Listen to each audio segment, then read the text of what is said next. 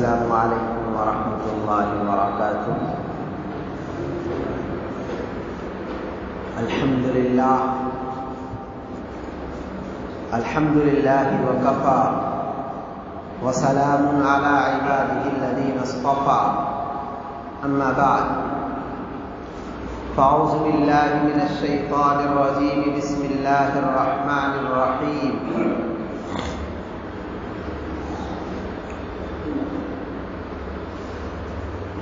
یا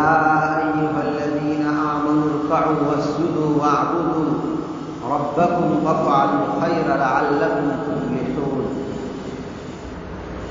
صدق اللہ العظیم۔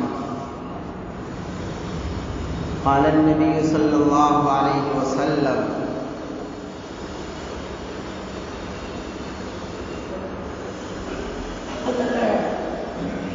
من ترک الصلاة متعمدا فقد کفر، او کما قال علیہ الصلاۃ والسلام۔ محترم بزرگوں اور عزیز دینی و ایمانی بھائیوں اور دوستوں، الحمدللہ اللہ تبارک و تعالی کا بہت بڑا کرم اور اس کا احسان ہوا کہ اللہ رب العزت نے ہم سب کو نماز جمعہ کی ادائیگی کے لیے اپنے پاک اور محترم گھر میں آنے کی توفیق عنایت فرمائی۔ محترم بزرگوں، اللہ تبارک و تعالی نے ہم سب کو اس دنیا میں پیدا فرمایا، اور پیدا کرنے کے بعد اللہ تبارک و تعالی نے ہمارے زندگی گزارنے کے طریقہ کار اور اس پر چلنے کے ہمیں راستے بتلائے۔ وہ راستہ اللہ تبارک و تعالی نے ہمیں ڈائریکٹ نہیں بتایا، بلکہ نبیوں کے ذریعے سے اللہ تبارک و تعالی نے اپنے احکامات کو، اپنی مرضیات کو، اپنی منشا کو، اپنے فرمودات کو، اپنے احکامات کو ہم تک پہنچوایا۔ اور اللہ تبارک و تعالی نے مطالبہ یہ کیا کہ احکام یعنی حکم تو میرا ہوگا، لیکن طریقہ کار نبی کا ہوگا۔ جو کام جس طریقے سے نبی نے کر کے بتلایا ہے، تمہارے سامنے اس کو کر کے دکھایا ہے، اسی طریقہ کار کے مطابق اللہ تبارک و تعالیٰ کے احکام کی پابندی ہو سکتی ہے، اور وہی طریقہ کار اور وہی احکام ہم کو قابل قبول ہیں جو نبیوں کے طریقے پر کیے گئے ہوں۔ اور پھر حضور پاک صلی اللہ علیہ وسلم کی بعثت کے بعد اب خالص اور خالص صرف اور صرف حضور پاک صلی اللہ علیہ وسلم کا ہی طریقہ اللہ تبارک و تعالیٰ کو قابل قبول ہے۔ محترم بزرگوں، انسانوں کی زندگی میں 3 وقت ہوتے ہیں، 3 حالات سے گزرتا ہے۔ ایک تو ماضی کے حالات ہوتے ہیں، اس کے بعد حال کے حالات ہوتے ہیں، پھر مستقبل کے حالات ہوتے ہیں۔ ان تینوں حالات سے انسان اپنے آپ کو گزارتا ہے۔ لیکن علماء نے، عقل مندوں نے بیان فرمایا کہ عقل مند انسان وہ ہے جو اپنی ماضی کی تاریخ سے سبق لے کر اپنے حال اور مستقبل کو بہتر سے بہتر بنائے۔ اپنی ماضی کی صفات، اپنے ماضی میں کھوئی ہوئی چیزوں کے تعلق سے، یا اپنے ماضی کے واقعات، یا اپنے ماضی کی تاریخ، یا اپنے ماضی کے اسلاف کی تاریخ، ان تمام چیزوں کو دیکھ کر وہ اس بات سے فائدہ اٹھاتا ہے کہ اس کا حال اور اس کا مستقبل بہتر سے بہتر ہو جائے۔ اس انداز سے اگر ہم اپنی زندگی کا خاص طور پر تجزیہ کریں اور ہم اس کا محاسبہ کریں اور ہم یہ دیکھیں کہ آیا ہماری ماضی کی زندگی کس اعتبار سے ہے، ہمارا بچپن کیسے گزرا، ہمارے بچپن کے بعد کے جو مراحل تھے وہ کس انداز سے گزرے، اور اس کے بعد کا جو زندگی ہے، جو مراحل ہے، جو ادھیر عمر تک کے پہنچنے کی بات آتی ہے، تو وہاں ہم نے اپنے آپ کو کس طریقے سے گزارا، ہمارا ماضی کیا ہے۔ اگر اس پر ہم پورے خلوص کے ساتھ، پوری نیک نیتی کے ساتھ، اللہ تبارک و تعالیٰ کو حاضر و ناظر جاننے کے ساتھ ساتھ اپنے ماضی کا اگر تجزیہ کرنے لگ جائیں، اپنے ماضی کی کھوئی ہوئی چیزوں کو حصول کے لیے ایک نیت بنا لیں، تو میرے عزیز دوستو،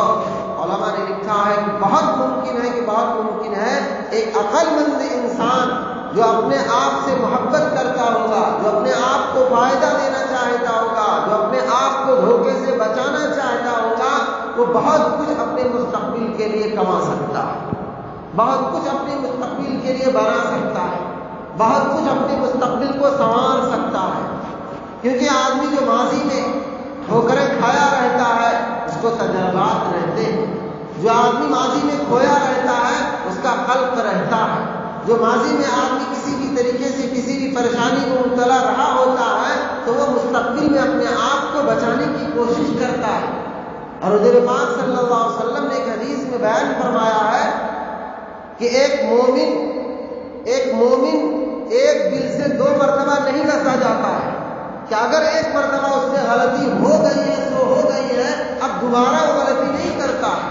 اب وہ دوبارہ اپنے آپ کو نقصان کے حوالے نہیں کرتا ہے، وہ اپنے آپ کو چوکنا رکھتا ہے، اپنے آپ میں اپنا محاسبہ کرتا ہے، اپنا تجزیہ کرتا ہے، اپنے آپ کو دوبارہ غلطی میں ڈالنے سے بچاتا ہے۔ اور عقل مند انسان کی پہچان ہی یہی ہے کہ اگر ایک مرتبہ کسی طریقے سے کسی غلطی میں مبتلا ہو گیا تھا، کسی نافرمانی کے کام میں اپنے آپ کو ڈال دیا تھا، کسی وقت کو ضائع کر دیا تھا، تو اب اس کی عقل مندی کا تقاضا یہ ہے کہ اپنے آپ کو بڑے احتیاط کے ساتھ اپنے حال اور مستقبل کی فکر کرتے ہوئے اپنے آپ کو بچائے۔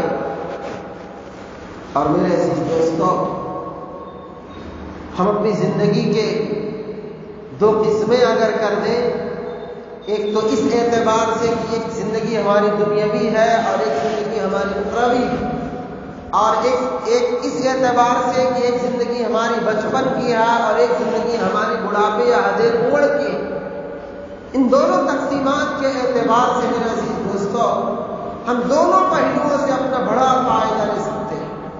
مثلا اگر ہم اس بات پر گفتگو کریں کہ ہماری ایک زندگی دنیاوی زندگی ہے اور ایک زندگی اخروی زندگی ہے، تو ہماری یہ زندگی ماضی کی زندگی کہلائے گی، اور اس ماضی کی زندگی سے ہمیں سبق لیتے ہوئے اپنی آخرت کی تیاری کرنی ہوگی۔ اگر آپ اس ماضی کی زندگی سے سبق نہیں لیں گے، اگر اپنی ماضی کی زندگی سے اپنے آپ کو بدلنے کی کوشش نہیں کریں گے، ہم اس کا تجزیہ نہیں کریں گے، اور ہم اس بات کو نہیں دیکھیں گے کہ آیا ہمارا بچپن کیسے گزرا، جوانی کیسی گزری، ادھیڑ عمر کیسی گزری، بڑھاپے کے عالم میں اب ہم کیا کیا کر رہے ہیں، آخرت کے کیا اسباب تیار کیے ہیں، آیا اللہ تبارک و تعالیٰ کے جانے سے پہلے ہم نے اپنا کتنا حساب لیا ہے۔ اگر میرے عزیز دوستو ہم ان تمام چیزوں میں اپنے آپ کو بیدار نہیں کیے تو پھر ہمارا ماضی ہمارے لیے اس طور پر افسوسناک تو ہے ہی ہے کہ ہم نے ماضی میں کیا کیا کھویا، لیکن اسی کے ضمن میں گویا ہمارا مستقبل بھی خراب ہو جائے گا کہ ہم نے اپنے ماضی سے سبق نہیں لیا،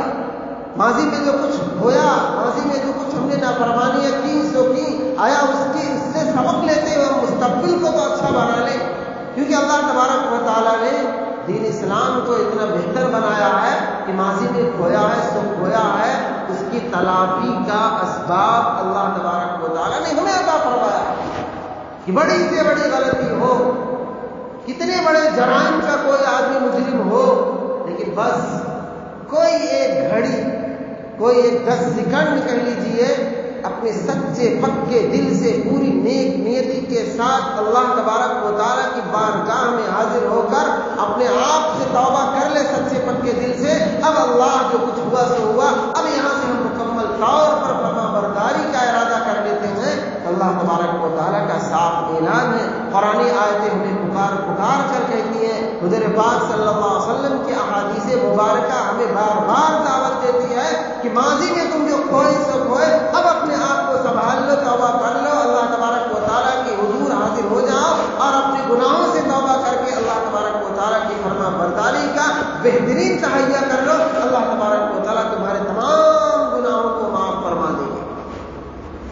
اللہ تبارک و تعالیٰ نے ایک اتنا بڑا آپشن ہمیں دیا ہے، اتنی بڑی نعمت عطا فرمائی ہے، یہ اتنی بڑی اہمیت کی حامل سعادت ہے مسلمانوں کے لیے کہ ماضی میں جو کیا سو کیا، اللہ تبارک و تعالیٰ ہمیں اس پر پکڑ نہیں فرمائیں گے جب ہم اس پر توبہ کر لیں گے، جب سچائی کے طور پر اللہ تبارک و تعالیٰ کی بارگاہ میں حاضر ہو کر اپنے آپ کو فرما برداری کے ساتھ پیش کر دیں کہ اب ایسا نہیں ہوگا۔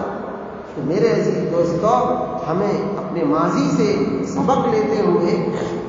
ہم کسی دن، کسی وقت میں، کسی گھنٹے میں، کسی نماز کے بعد، کسی تسبیحات کے بعد، کسی وظیفے کے بعد اپنا تجزیہ کریں،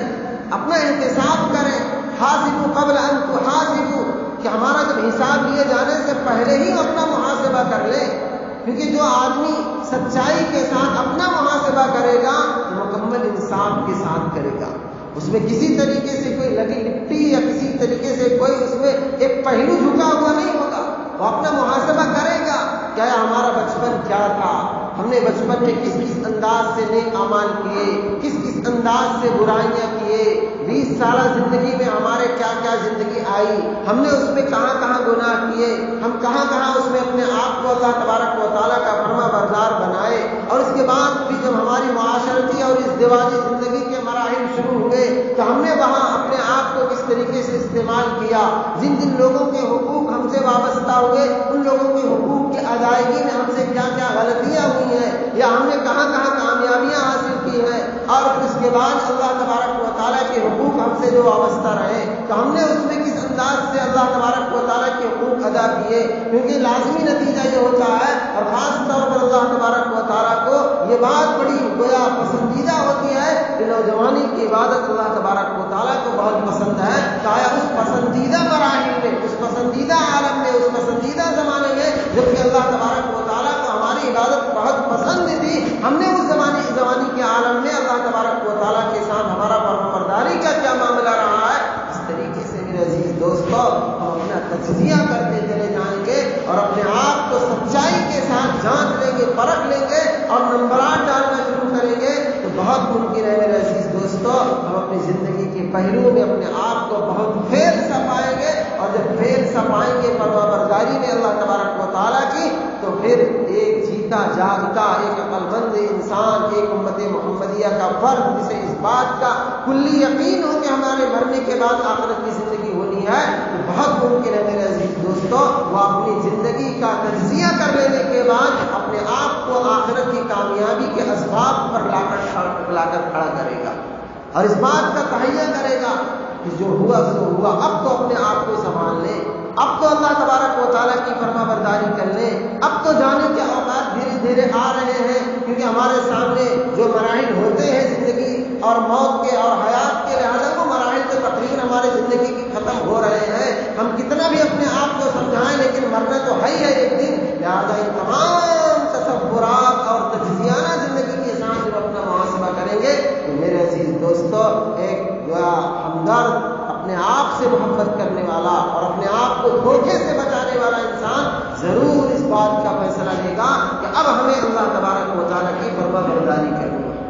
اب ہمیں اپنے نمازوں کا احتساب کرنا ہے، اب ہمیں اپنے زکوٰۃ کا احتساب کرنا ہے، اب ہمیں اپنے اخلاقانہ زندگی کا احتساب کرنا ہے، اب ہم اپنے معاشرتی زندگی کا احتساب کرنا ہے، کیا ہم نے معاشرتی زندگی میں کن کن کو تکلیفیں دیں، کن کن کے حقوق ادا کیے، کن کن کے حقوق کی ادائیگی نہیں کیے، کن کن لوگوں کے حقوق وابستہ رہنے کے باوجود بھی ہم نے ان کے ساتھ غلط رویہ اختیار کرتے رہے۔ میرے عزیز دوستو ایک انسان جب اپنی اس عاجزانہ اور مخلصانہ انداز سے تجزیہ کرے گا اس کے اندر یہ داعیہ پیدا ہوگا،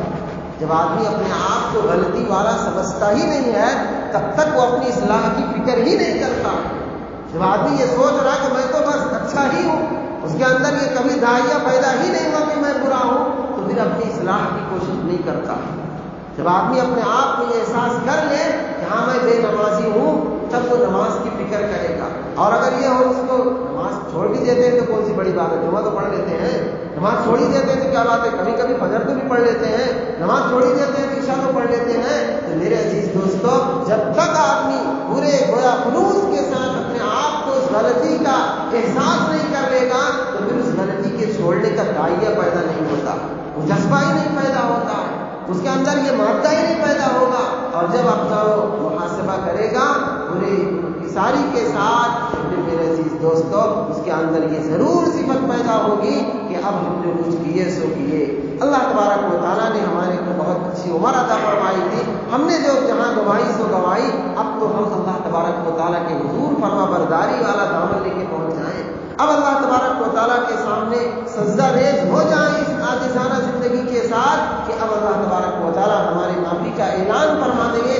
اور میرے عزیز دوستو، اللہ تبارک و تعالیٰ کے یہاں صاف صاف حضور پاک صلی اللہ علیہ وسلم نے بیان فرمایا کہ اللہ تبارک و تعالیٰ تمہارے دلوں کو دیکھتا ہے، تمہارے دلوں کو دیکھتا ہے، تمہارے دلوں کے اندر اللہ تبارک و تعالیٰ کی فرما برداری، اللہ تبارک و تعالیٰ کی خشیت، اللہ تبارک و تعالیٰ کا تقویٰ، اللہ تبارک و تعالیٰ کا ڈر کس اعتبار سے ہے؟ اللہ تبارک و تعالیٰ اگر تمہارے دل کو عاجز پا لیتا ہے تو اللہ تبارک و تعالیٰ گویا پھر معافی کا اعلان فرما دیتا ہے۔ اللہ تبارک و تعالیٰ کے بے رسول صلی اللہ علیہ وسلم نے صاحب بیان فرمایا ہے کہ اللہ تبارک و تعالیٰ تمہارے دلوں کو دیکھتا ہے،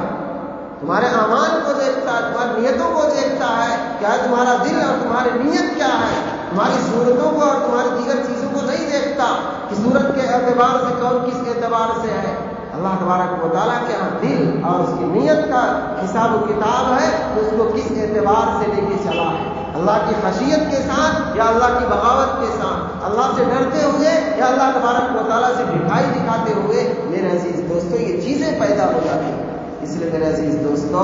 ہمیں جہاں بہت سارے پہلوؤں پر ضرورت ہے کہ ہم اس پر اپنے آپ کو تیار کریں، وہیں میرے عزیز دوستو یہ پہلو سے ہم اگر اپنے آپ کی اصلاح کرنے کی کوشش کریں کہ ہم اپنا تجزیہ کریں، اپنا محاسبہ کریں، اپنی زندگی کے مراحل کو فرما برداری کے امتحان میں دیکھیں کہ آیا ہمارے جو زندگی کے اوقات ملے ہیں اللہ تبارک و تعالیٰ نے ہم پر کتنی نعمتیں نچھاور کی ہیں، ان نعمتوں کے احساس کے ساتھ اللہ تبارک و تعالیٰ کی نعمتوں کا آپ احساس کریں تو ہر لمحہ اللہ تبارک و تعالیٰ کی نعمتیں کہ اللہ تبارک و تعالیٰ نے بچپن عطا فرمایا اور بچپن میں وہ چیزیں وہ مہیات یعنی وہ چیزیں عطا فرمائیں جو ایک بچے کے لیے بہتر ہو سکتی ہیں، لہٰذا ہماری تمام چیزوں کو یعنی جو کھیلنے سے تعلق ہو، پڑھنے سے تعلق ہو، اللہ تبارک و تعالیٰ نے وہ نعمتیں عطا فرمائیں تو آیا ہم ان نعمتوں کا استعمال کہاں تک صحیح کیا ہے، یہ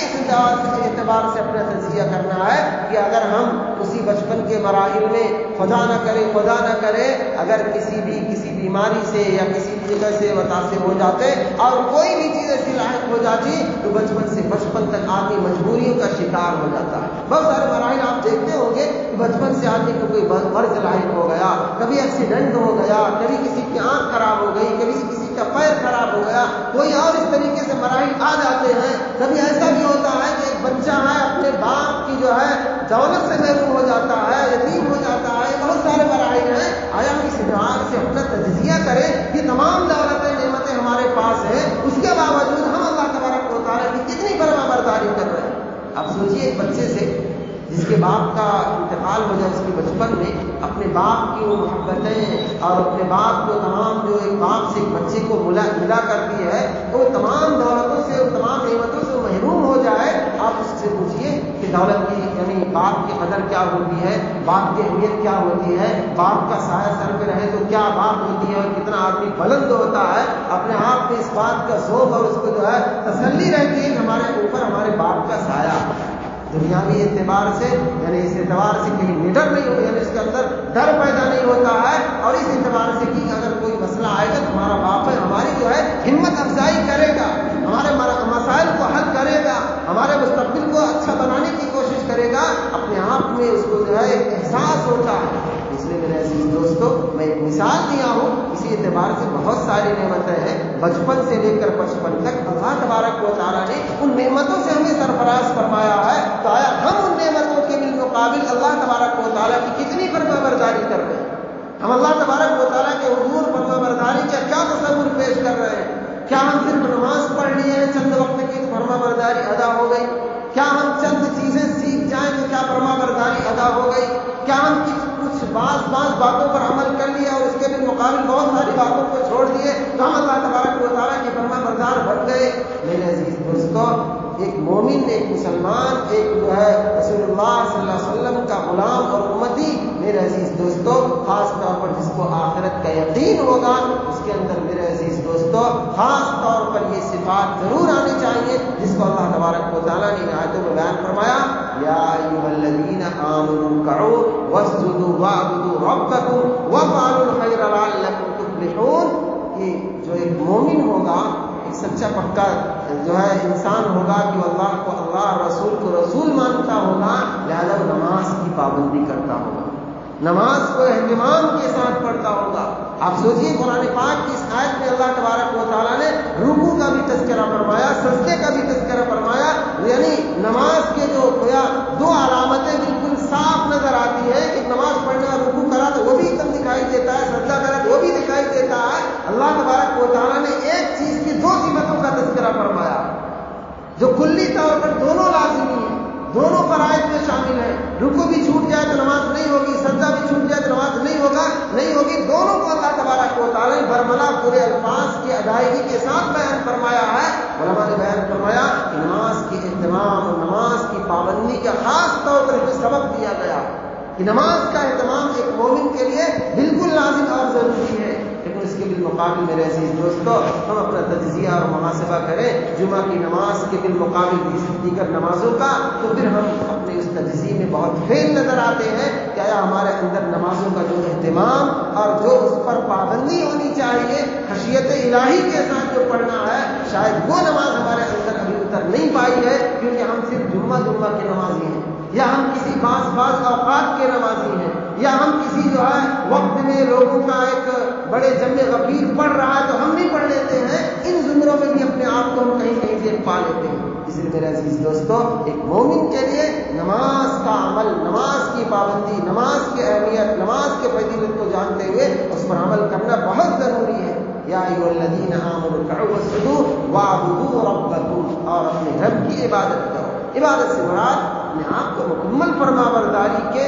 زمرے میں لانے کی کوشش کریں، کوئی کام نہ ہمارا ناجائز نہ ہو، کوئی بھی چیز ایسی نہ ہو جو اللہ تبارک و تعالیٰ کی عبادت سے، عبدیت سے ہمیں دور کرنے والی ہو۔ ہم اللہ کے بالمقابل کسی کو اللہ نہ مانے، اللہ کے بالمقابل کسی کو معبود نہ مانے، عبادتانہ تصورات جتنے کچھ ہوتے ہیں سب اللہ تبارک و تعالیٰ کے لیے ہمارے ہوں۔ اور جانب فرمایا وَفَعَلُوا الْخَيْرَ، اور خیر کے کام انجام دیتے رہو۔ خیر کے انجام میں زندگی کے تمام مراحل، تمام کے تمام کام، ہر کام، جزیات سے لے کر کلیات تک، چھوٹے سے چھوٹا لے کر بڑے سے بڑا تک، تمام کام جتنے ہیں ہم جو خیر کی نیت کے ساتھ اللہ تبارک و تعالیٰ کا حکم جانتے ہوئے کریں، بس وہ تمام کام خیرات اور خیر کے بنتے چلے جائیں گے۔ کھانا کھا رہے ہیں، اللہ کا حکم ہے، نبی کا طریقہ ہے، سو رہے ہیں، اللہ کا حکم ہے، نبی کا طریقہ ہے۔ لہٰذا دنیا کے جتنے بھی میدان ہیں، معاشرتی ہو، معاملاتی ہو، جتنے بھی میدان ہیں، سب میں اس بات کی نیت کر لینا ہے کہ اللہ کا جو حکم ہے اور نبی کا جو طریقہ، جو کام ہمیں کرنا ہے وہی وفعلوا الخیرات بن جائے گا۔ اور جب یہ تمام کام ہماری زندگیوں میں آ جائیں گے تو پھر میرے عزیز دوستو اللہ تبارک و تعالیٰ نے ایسے لوگوں کے لیے اس بات کا اعلان فرمایا وَفَعَلُوا الْخَيْرَ لَعَلَّكُمْ تُفْلِحُونَ۔ جب یہ کام، یہ صفات تمہارے اندر آ گئی ہیں تب بہت ممکن ہے، بہت امید ہے کہ اللہ تبارک و تعالیٰ تم کو کامیاب کر دے گا، کامیابی کی چابی تمہارے ہاتھ میں آ سکتی ہے۔ اب اللہ تبارک و تعالیٰ کا ایک جو ہے دعویٰ اور اللہ تبارک و تعالیٰ کا ایک اعلان ہے۔ اس لیے میرے عزیز دوستو ہم کبھی کبھی اس انداز سے بھی اپنی زندگی کو سوچیں کہ آیا اللہ تبارک و تعالیٰ نے جو نعمتیں ہمیں عطا فرمائی بچپن سے لے کر 55 تک، ان نعمتوں کا استعمال ہم نے کیسے کیا ہے؟ آیا ہم سے اگر کوئی چوک ہو گئی، کوئی چھوٹ ہو گئی ہے، ماضی کو ہم نے بہتر نہیں کر سکے ہیں، تو آیا ہم اب حال اور مستقبل کو ماضی سے سبق لیتے ہوئے بہتر سے بہتر بنا لیں، اور خاص طور پر دنیوی زندگی سے سبق لیتے ہوئے اخروی زندگی کو ہم اچھا سے اچھا بنا لیں۔ اللہ ہم سب کو ان تمام باتوں کو صحیح طور پر سمجھنے اور اس پر عمل کی توفیق سمجھ